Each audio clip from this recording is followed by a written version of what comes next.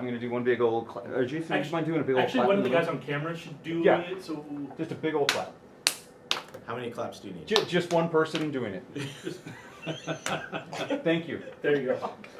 3, 2, 1. Here we go! Well, welcome to Inside the State Fire Marshal's Office. My name is Tim Spears. And I'm Kara Garrett, your co-host. And today we are talking with retired Chief Steve Hawks with IBHS and also Chief Frank Bigelow with our Community Wildfire Preparedness. We are focusing all about wildfire preparedness and safety tips, so stay tuned for more. Well, welcome, Chief Bigelow, Steve. I really appreciate you guys being here. Welcome to episode 2 of Inside the State Fire Marshal's Office. Hey, thank you so much. I'm excited to be here. Yeah, thanks for having me. Yeah, you know, one of the things that we wanted to talk about was wildfire preparedness. We do identify that, you know, we live in California and, you know, wildfire preparedness and the risks of wildfire are definitely something that we face and we continue to face. And we've definitely tried to, you know, really address that challenge, you know, in a lot of different ways, right?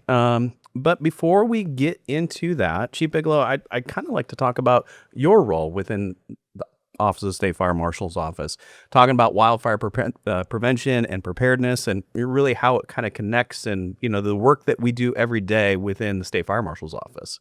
Yeah, thanks. So as a Deputy Director for CAL FIRE out of the Office of the State Fire Marshal, I have the pleasure of supporting a whole host of programs and a fantastic team that is focused solely on preparedness and mitigation for wildfire across the state of California.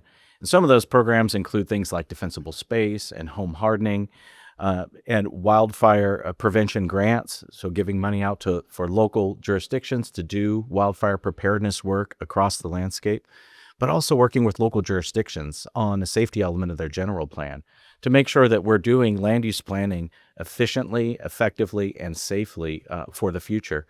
But also a whole host of other topics like fuels reduction across the state and tracking that, and making sure we're hitting targets and putting those fuel breaks in the most effective places to save communities moving forward. So that's just a kind of a touch of the things that I do, but so proud to help support those teams. Yeah, well, I appreciate that. And Chief Hawks, you know, you have been, you know, with the State Fire Marshal's Office and now with the Institute of Business and Home Safety. And so, you know, can you kind of reflect on your time here with the State Fire Marshal's Office, but then now with IBHS? Yeah, I had a career with CAL FIRE 30 years, and most of it was in the field in fire suppression. In the last 6 years, was able to transition to working underneath the Office of the State Fire Marshal in the Community Wildfire Preparedness and Mitigation Division. Had the opportunity to work with Frank and Kara and many others on all the great programs that the state has to offer communities across California. And then upon my retirement, I had the fortunate opportunity to join the Insurance Institute for Business and Home Safety, or IBHS. And I touch everything that we do related to wildfire, and from assisting with some of the research, post-fire deployments, and the development and operations of our Wildfire Prepared program. Okay. And thinking back on your own experience throughout your career or your life, what is one significant wildfire event that has set you up for really how you have an outlook on wildfire preparedness and prevention? It goes back to 2015, where I worked in the Sonoma Lake Napa unit, and we began to have a significant number of wildfires, most particularly in Lake County, with the Valley Fire, Jerusalem, Rocky fires. And that's where I think really I began to notice a significant change in the intensity of wildland fires and the size of them. And fast forward to the 2017 fires in the North Bay, and then the Southern California fires that year, a lot of structure loss. But it really was the Camp Fire, my hometown where I grew up, that is that kind of one incident where it was personal for me. My parents lost their house in the Camp Fire that day. And that's really what drove me to want to continue this work post-career with CAL FIRE. And it still drives me today. Yeah. And Chief Bigelow, you know, we talk about events or moments that really shape our perspective on wildfire preparedness and the risk of wildfire. What are maybe across your career, what was an event or maybe, kind of a moment in time that really helped kind of shape your perspective and your views on wildfire preparedness? Yeah, much like Chief Hawks' career, I spent a majority of my career in the field, in operations, as they say, putting wet stuff on the red stuff and helping people. Right. And it wasn't until midpoint in my career that I transitioned to a more administrative position in what we call pre-fire planning. And in that role, I was able to speak to people at where they were about wildfire preparedness and safety. I would go and speak to people in their barns. I would speak to people at restaurants. Wherever people wanted to collect and learn about safety, wildfire safety, I would go and speak to them. And so I've had a passion for it for a long time. But I think when I reflect on a kind of even more a pivotal moment, even through all of my enthusiasm for wildfire prevention and preparedness, 2020, the Creek Fire in Fresno and Madera counties, much like for Steve and his experience with the Camp Fire in 2018, I had 17 of my friends and family who lost their homes in that fire. So having a steno pad with addresses to go after the fire front had passed and go and check addresses and then have to make those phone calls to each one of those people that everything that they had was gone was really difficult. And it really shaped my drive and passion even more, as Chief Hawks mentioned, just accelerated what I wanted to do. And it was right after I had come to the State Fire Marshal's office. So it just kind of drove it home for me that this is where I need to be. Yeah. And I think a lot about that, like that personal connection. So many of us probably know somebody that has either had to evacuate or has been impacted by, a significant wildfire. And maybe those that haven't can listen to this and kind of see, that, how it does connect, with a lot of people and the work that we do every day to be able to minimize the risk and the hazard. And to Chief Bigelow, to your point, going to meet people where they are and having those conversations. I think about community risk reduction and, that aspect, like how we talk about that. And we hear a lot about wildfire risk and wildfire hazard. And we all know that there is a difference. And I think that is one of the things that maybe we need to kind of highlight. What's the risk and what's the hazard? Right, Kara? Yeah. Can either of you elaborate on the difference between risk and the difference between how they work together and what people should know about the two? Yeah, I'd love to talk about that. So oftentimes those two words get used like synonyms. right? People think they're synonyms, but they really are two different terms. And hazards really are the physical characteristics on the ground that or in the atmosphere that we can't change. Things like slope, topography, and weather that influence how fire behaves.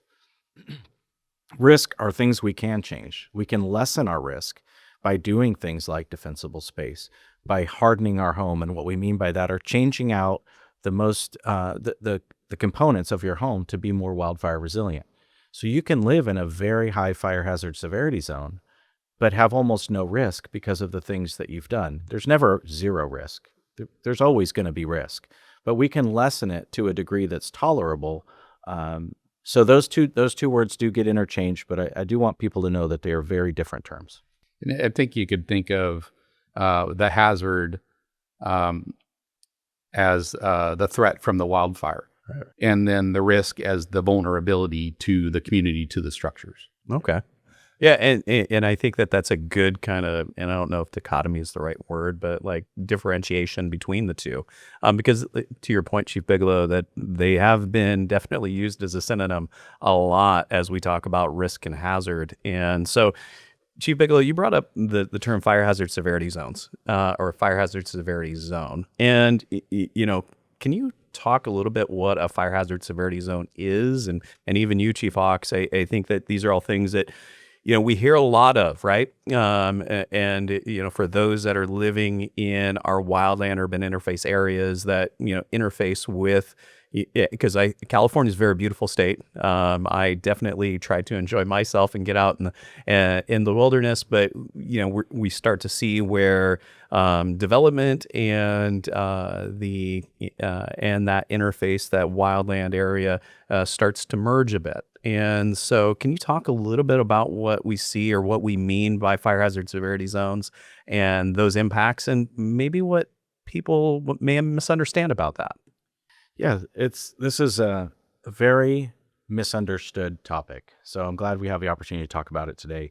So in the 90s, the tunnel fire happened in Oakland, and they back then the legislature said we can't keep having this happen. So it's a very small fire, but a lot of homes burned down. As a result of that, they decided that they need to come up with a long-term planning tool and to help build homes more resilient to wildfire and have mitigations tied to it. What we mean by mitigations are things like defensible space to lessen your risk. So they created what are known today as the fire hazard severity zones. So there's been several iterations of those maps that come out. Those maps use models to determine the level of hazard, and they're delineated by 3 zones: moderate, high, and very high. And those in the state responsibility area of California, all of the mitigations that are required by law pertain to all 3. In the local responsibility area, there are also 3 zones: moderate, high, and very high. But not all of those zones require all of the mitigations.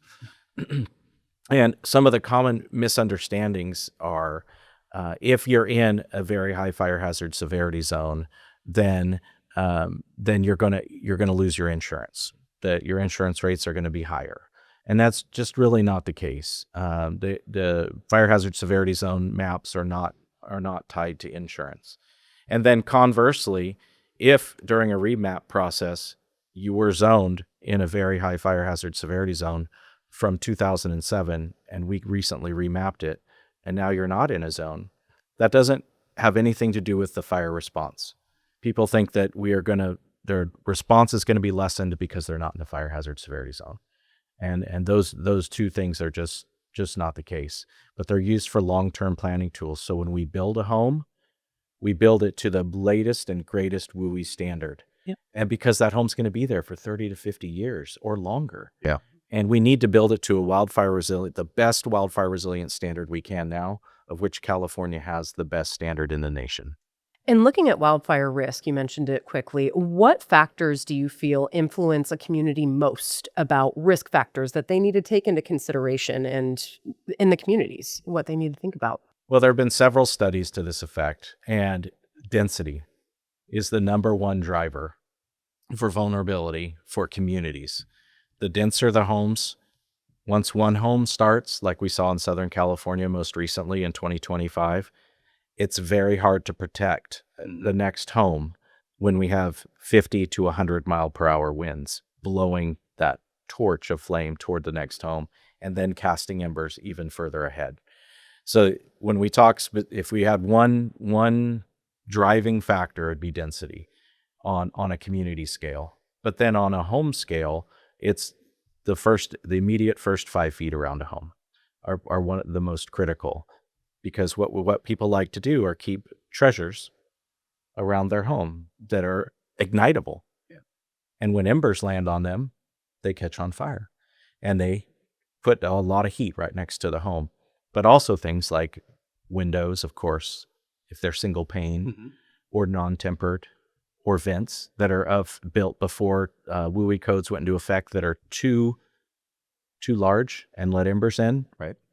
Also another vulnerability. But I'd love for Steve to talk to you about his thoughts. Yeah.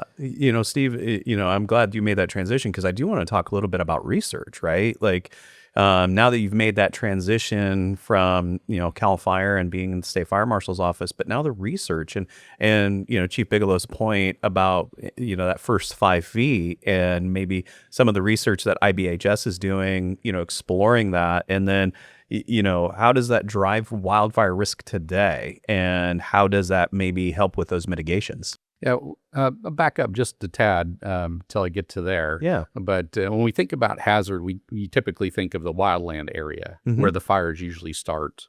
But we also need to think of the hazard as being in the urban environment as well as all those combustible items that are including homes and sheds and mulch and fences and all those things that we have on our properties, like Frank just mentioned, that provide that hazard to the structure and could lead to its ignition and loss. We've seen clear examples where, like Lahaina, a grass fire started very, very close to the community.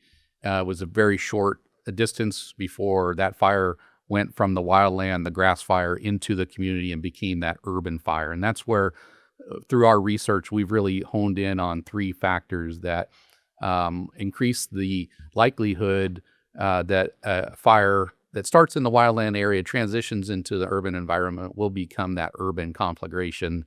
And Frank mentioned the biggest one is the structure separation distance. When you have structures very close to each other, it's easy for one under those extreme wind conditions and the flames are being tilted over by that wind to reach out and preheat the next one in line and lead to its ignition, and then that just continues. We also look at the connective fuels or the pathways of combustible items that the fire can take to travel from one structure to the next and through a series of combustible objects, and including that first 5 feet out from the house is being so critical. We've seen not only in our research at the Research Center in South Carolina, but in our post-fire analysis that when you have combustible items in that space, embers can land, ignite those items, and even a small fire there can lead to the exploitation of a vulnerable component of the structure and its damage or loss. Or the fire can burn just directly through that space, and then those flames can touch the structure, leading to its ignition. And then the last component is the ability of the structure itself, the components and the materials that those components are made out of, the exterior of the home, to withstand the exposure from the fire from things that are burning around it. So how can we reduce the exposure, creating separation between structures, reducing the amount of connective fuels, having a non-combustible, nothing combustible in that first 5 feet out from the structure, and then increasing the resilience of the structure itself by using better, more fire-resilient materials to withstand that exposure. Right. And as a homeowner, what is the one thing that you would recommend that they focus on first? Because things can get costly. People want to tackle everything at once, but sometimes they're looking at a budget. So what is the first thing they should focus on? That's a common question we get. Sometimes it's the top 3 things. And I'll tell you the top one, and then I'll give you 2 more. But I also really, really need to stress that under these extreme conditions, when we have the fuels that are very dry, like drought conditions and the strong wind, that embers are produced by the millions, and the flames and radiant heat are very intense, and any vulnerability in a structure can be exploited by that intense fire. So going back to the one thing, I think it's universally accepted across the fire community that the roof is the most vulnerable component, particularly when you have an older, like wood shake roof. Fortunately, in California, over 99% of roofs are Class A fire-rated roofs, so they provide the highest protection from a wildland exposure. And then going down to the next 2, it's that first 5 feet out from the structure. Again, having vulnerable or combustible items in that area, even a small fire can lead to the ignition of the structure. And then vents. Frank pointed it out, when you have the larger gap mesh greater than 1/8 inch, that embers can pass through and easily ignite the fire on the inside of the structure and lead to its loss. Yeah. And I would like to mention that our website does have a lot of good resources that Chief Hawks and Chief Bigelow are both mentioning. So if you're watching and you're wondering, where do I find this information for anything, readyforwildfire.org is where you can find those resources. But thank you, Chief. I think that's a big point to make, because especially with Zone 0 being such a hot topic, and then fire hazard severity zones and how they tie together. Yeah, no, absolutely. And Kara, thank you for making sure to reference those materials, because I do think that, as, citizens and as, fire professionals and anyone that's listening to this podcast, can definitely find more resources on our website. We have definitely done a lot. Now, these two, individuals have helped put a lot of that, time and effort into developing those materials, and we continue to refine them over time. So. Yeah, and that's daily. So, and with that being said, too, we also have a clearinghouse on the website. And Chief Bigelow, would you like to talk about the clearinghouse and what its point is and why it's there? Yeah, this is such a fantastic addition to our repertoire of fun things on our internet webpage. Is our Community Wildfire Mitigation Assistance Program has developed this clearinghouse where it's a repository of all things wildfire. So if you're a community, as an example, if you're a small community and you're thinking about doing a community wildfire protection plan but don't know where to start, we have a toolkit that's available on there. But also there are documents that or templates of other communities. We've posted a whole bunch on there. So if you don't know where to start, you can go and see what this other community did and look exactly and say, we look just like that community. And there's a lot of similarities that you can not reinvent the wheel on and reuse to develop your plan. But there's also a plethora of other documents that we call it the Woogle, the Wooey Google for all things wildfire. Okay. So I'd encourage you guys to use your favorite search engine to look for the clearinghouse on the Office of the State Fire Marshal's website. And talking about outreach, just what communication gaps do either of you see that's just out there? And every time you see a gap in communication, what is one that you identify automatically and it just is like, it irks you? What is one out there that it just rings a bell? So communication gaps, when we talk specifically about wildfire, oftentimes it's about when to go, right? When to leave. Like what does a watch mean? A wildfire watch. What does a warning mean? What does that? Right. So on our website, we have a ready, set, go, and it defines all of those terms for you. Watch is just what it means. Pay attention. Something's going on, right? We need to have a heightened sense of awareness as a homeowner. And then when we say it's time to go, it's time to go. But oftentimes people think they're waiting for somebody to come knock on their door and tell them, hey, there's a fire. Yeah. We need you to go. And that's almost too late. So it's being hyper vigilant about when is the best time to go, but understanding those terms. And what does a red flag warning mean? Like, how does that affect me? And is it, again, that's just another tool that we have to give out to people so that they understand that, hey, the weather's changing. There's conditions that are right for a wildfire. That doesn't mean there is a wildfire. Just mean there could be one. So tune in a little bit more. So those are some of the things that I see that are common communication gaps. Yeah, and Chief Hawks, what are your thoughts? The standardization of messaging. There's so many organizations operating in the wildfire space now in light of the last decade of fires that we've had here in California. And for a homeowner, it can be very challenging if you hear different things about what to do. Yeah. What's the right actions I need to take to prepare my surrounding area of the house and the house itself. And so really trying to standardize the messaging. I just mentioned, the roof, the first 5 feet out from the walls and the vents as being the top 3 critical areas to mitigate. But if another organization comes out and visits the house and says 3 different things, then as a homeowner, who do you know to trust and which actions do you take?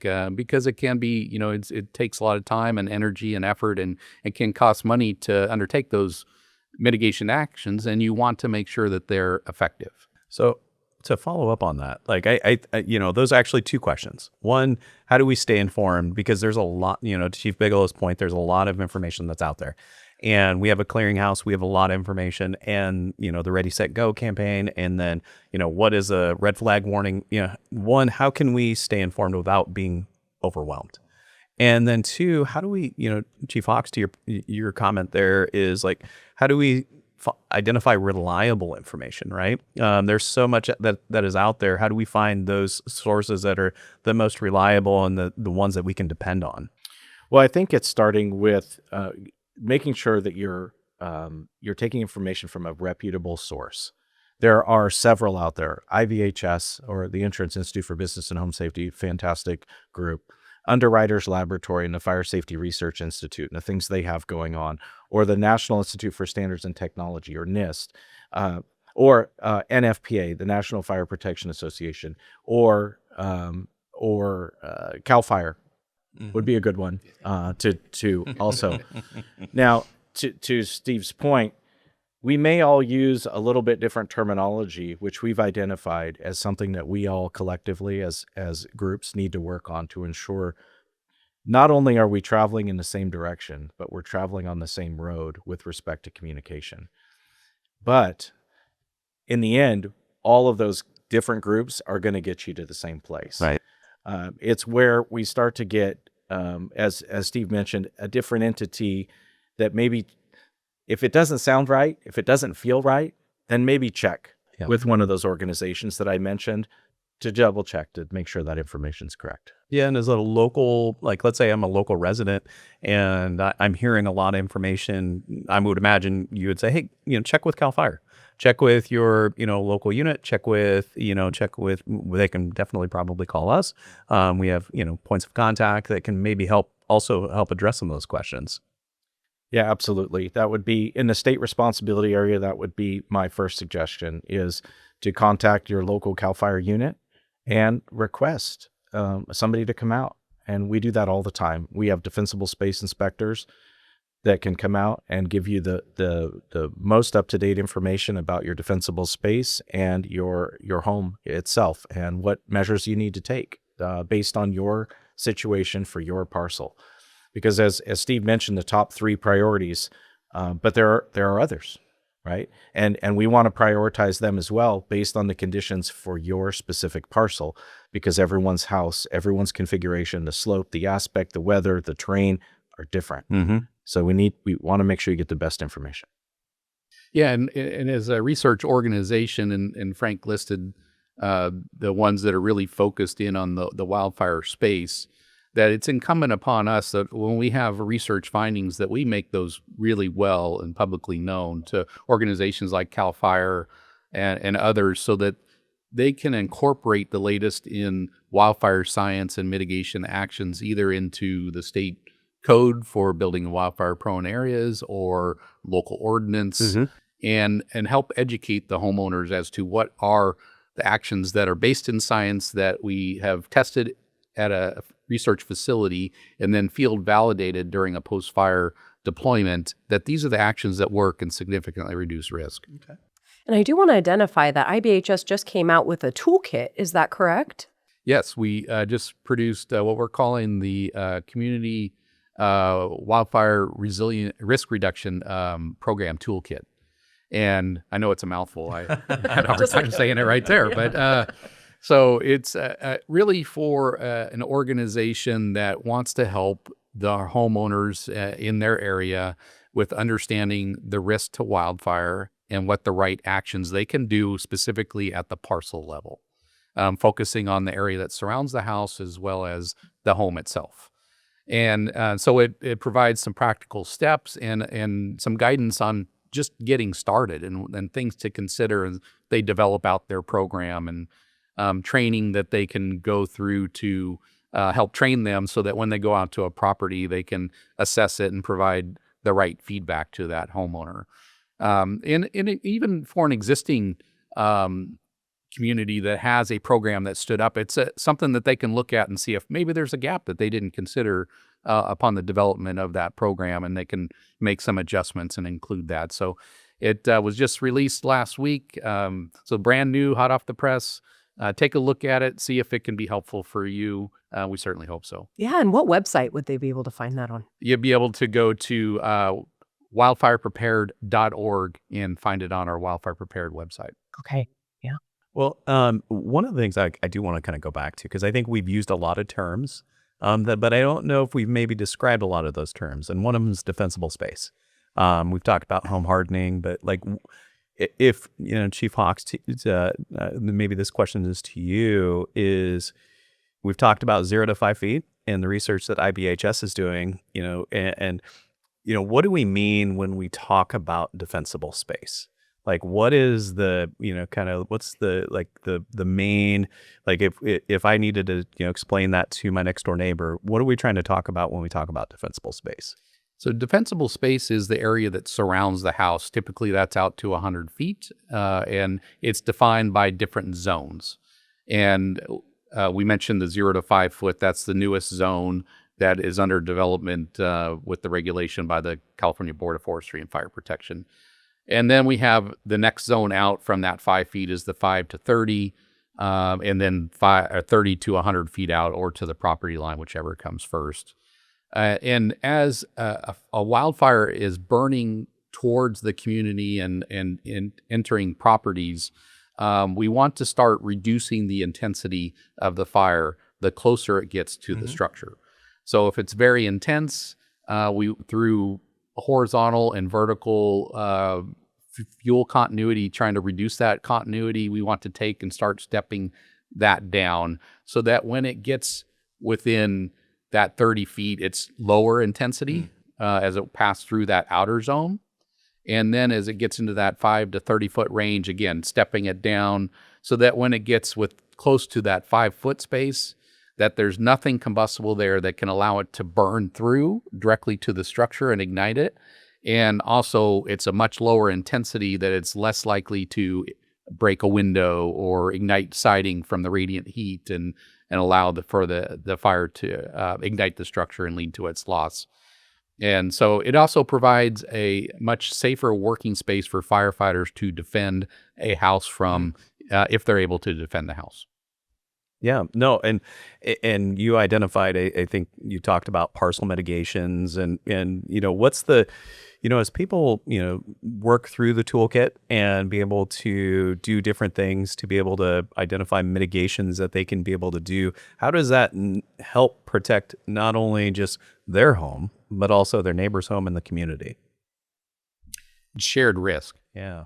So wildfire is unlike other perils where if I don't do anything and Frank's my neighbor and he does a lot of great things and we live very close to each other, that the fire from the flames, the radiant heat, or the embers can ignite my yard, my house, and then I can affect him and ignite his yard and his house. And that could be the tipping point for the fire to transition to that conflagration where it just spreads uncontrollably through the community burning structures.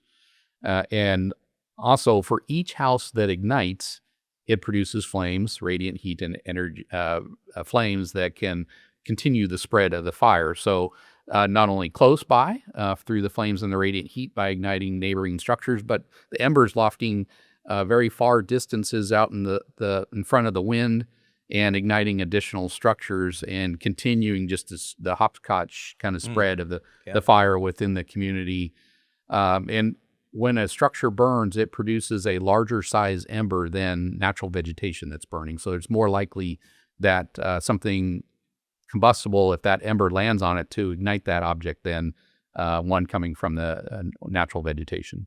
And it's something as simple as raking your leaves, right? That you can do to start good defensible space in your home. And usually when a wildfire occurs, it's those things that you don't really think about because you're like, oh, I'll do it next week. I'll rake those next week. But then once it happens, you're like, it would have taken me 10 minutes. Now I lost my structure. So is there anything off the top of your head when you've done the after action surveys of properties that you've seen was one of the causes, that was a chain reaction of them not doing something within defensible space that caused potentially their structure to ignite?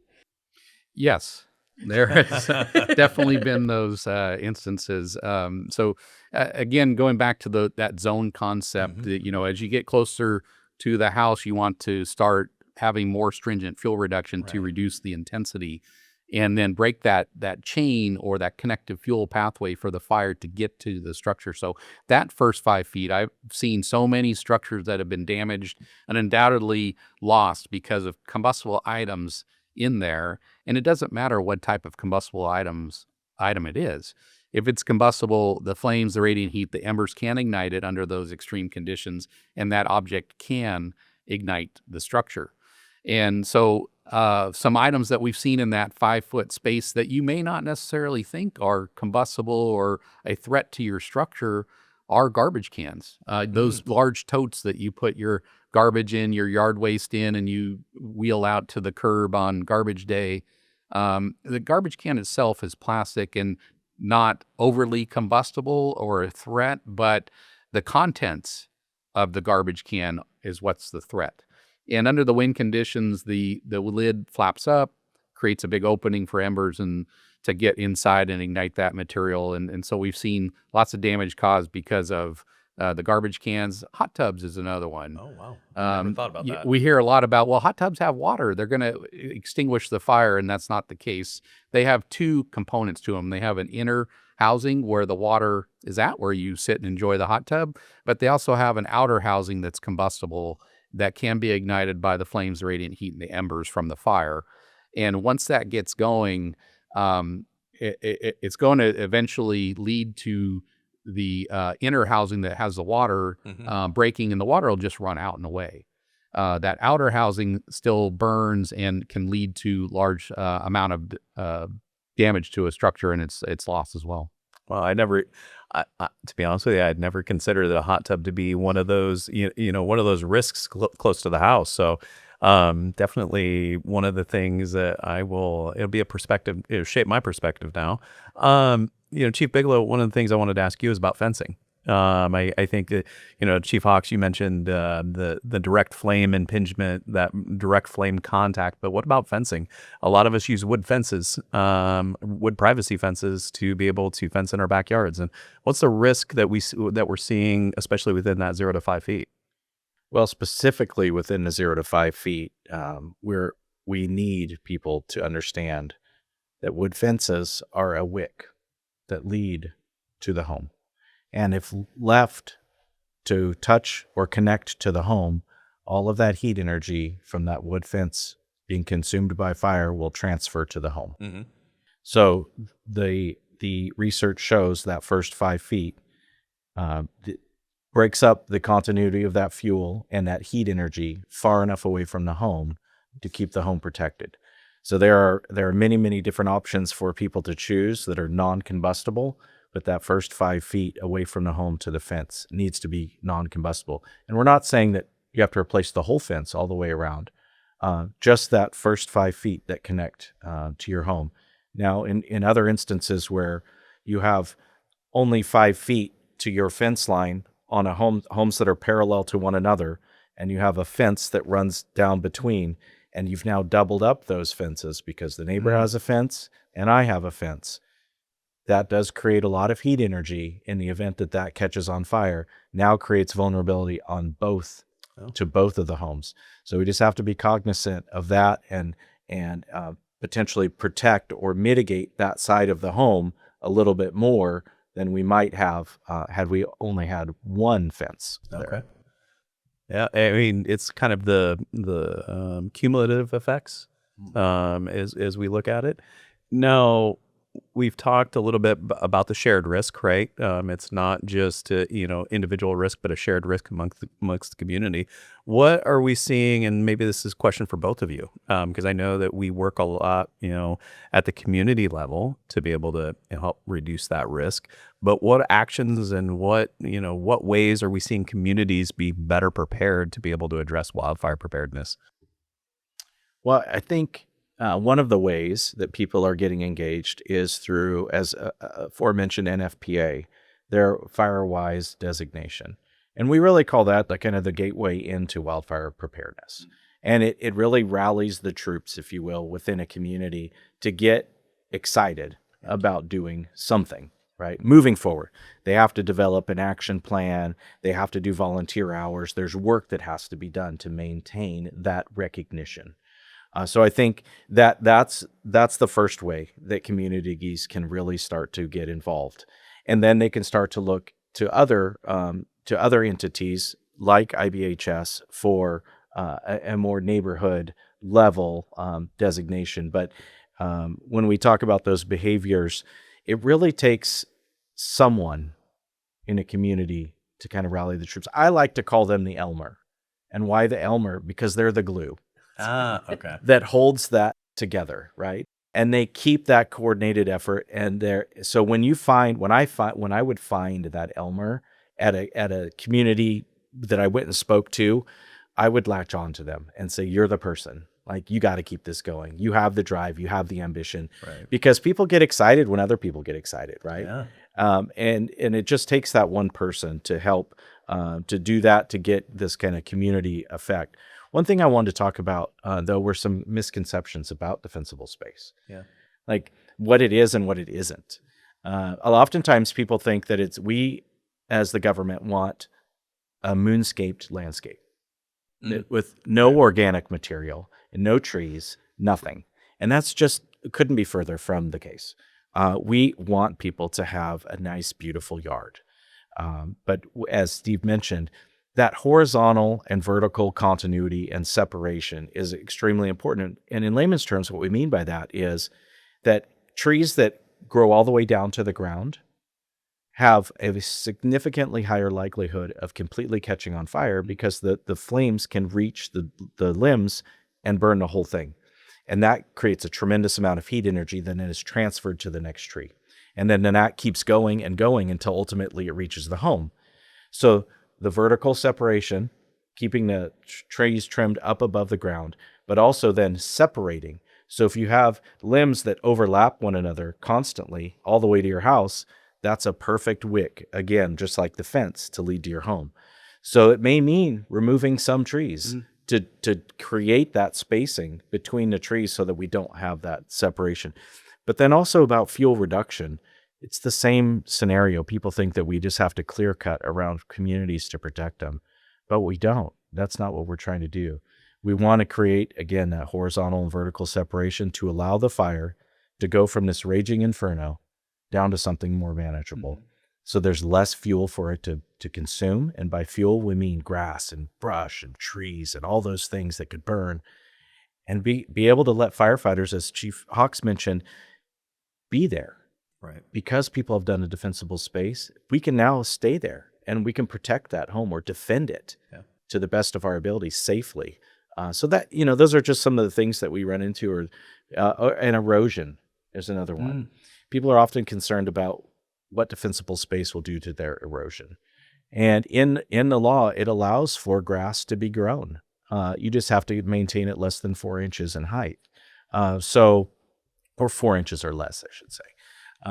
So it's just those are some of the battles that we face with the misconceptions. And speaking of misconceptions, so for defensible space, it also relates to businesses and also apartment buildings. If you're renting, if you're in a duplex, that's also a piece of where we need to address defensible space and home hardening. So do you have, either one of you, have any tips and tricks if someone's living in an apartment complex or a duplex and they see the zone 0 just isn't up to par? Where should they go? What should they do?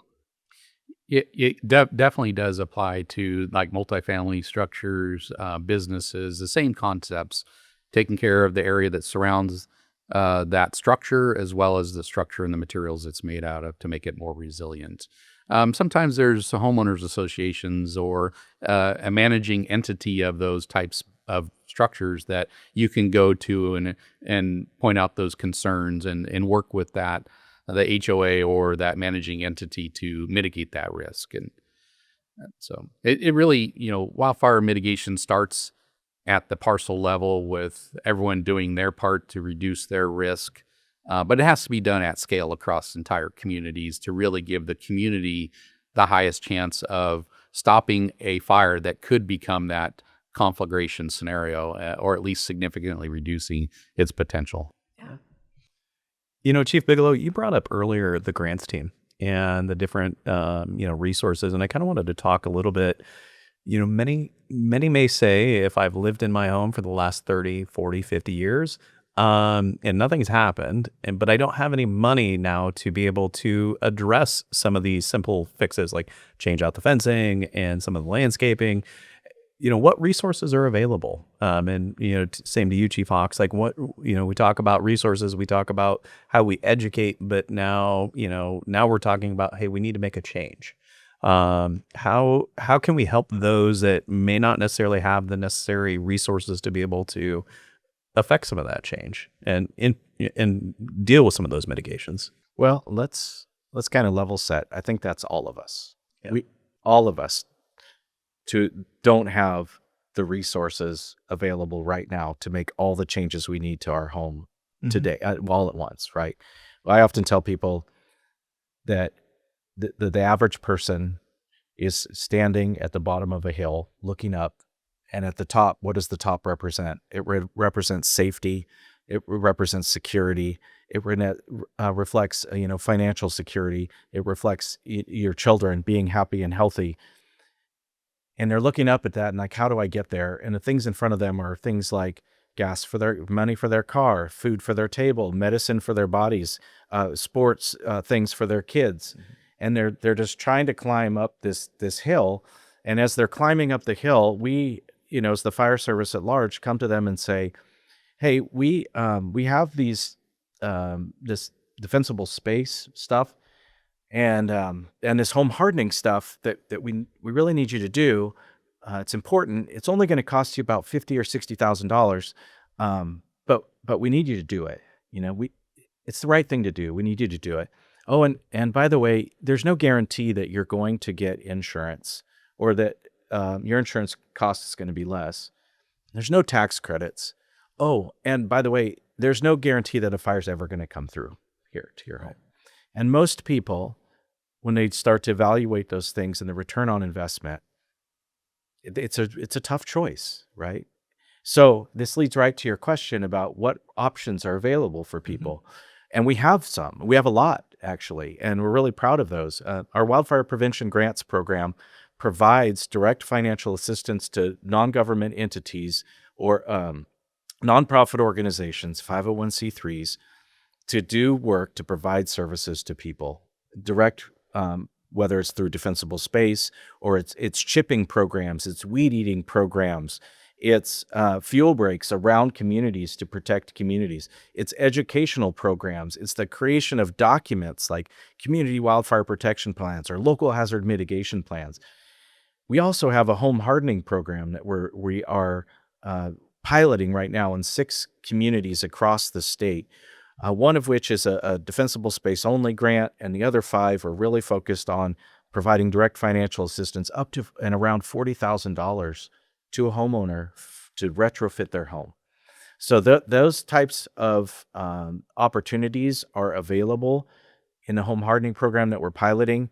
We're looking to expand that program across the state as soon as we get an additional appropriation from the legislature. But we did through the climate bond. So thank you to the voters who voted for the climate bond.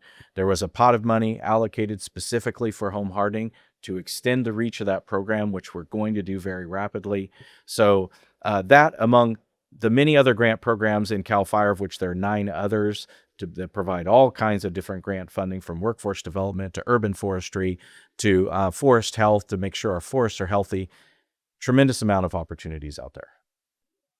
Okay, thank you. Yeah, I like you said, I think a lot of us are thinking about, how do we kind of get to the top of the hill, the top of the mountain, and how do we do that, and how can we make it more accessible? I think that I think we can educate, but at the end of the day, like, how can we make some of these changes more accessible? And I think that, through some of these different programs have definitely helped with that. So, and for the grants, you can find information on that for fire.ca.gov. That is where all of the grant information is housed.